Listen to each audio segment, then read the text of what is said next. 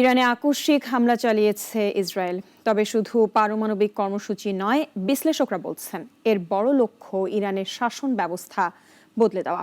Desk রিপোর্টে বিস্তারিত। শুক্রবার ইরানে বড় পরিসরে হামলা চালায় ইসরায়েল। দেশটির প্রধানমন্ত্রী নেতানিয়াহু নাকি বহুদিন ধরেই এমন একটি অভিযান পরিকল্পনা করে আসছিলেন। লক্ষ্য শুধু পারমাণবিক স্থাপনায় নয়, বরং ইরানের রাজনৈতিক শীর্ষ কাঠামোকে কাঁপিয়ে দেওয়া।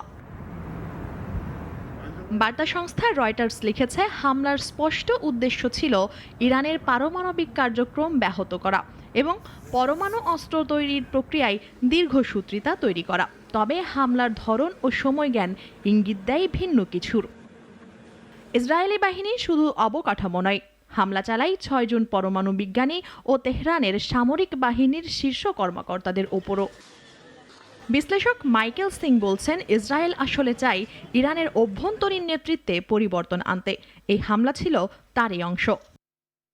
এদিকে হামলার পরপরই এক ভিডিও বার্তায় নেতানিয়াহু ইরানি জনগণকে বিদ্রোহের আহ্বান জানান। বলেন, হিজবুল্লাহ ও আসাদের পতনের পর এবার পালা ইরানের।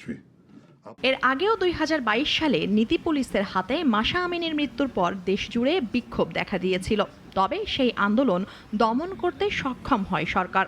বিবিসি বলছে, অর্থনৈতিক দুরবস্থা, বাক স্বাধীনতার অভাব, নারী ও সংখ্যালঘু অধিকার নিয়ে জনগণের ভেতরে অসন্তোষ রয়েছে আগে থেকেই। এমন প্রেক্ষাপটে ইসরায়েলের হামলা শাসক গোষ্ঠীর জন্য নতুন সংকট তৈরি করেছে। ইসরায়েলের এমন পদক্ষেপ কতটা ফলপ্রসূ হবে তা সময়ই বলবে। তবে এতে যে মধ্যপ্রাচ্যে উত্তেজনা আরও বাড়বে তা বলাই বাহুল্য। মুনিয়া চৌধুরী, নাগরিক, ঢাকা।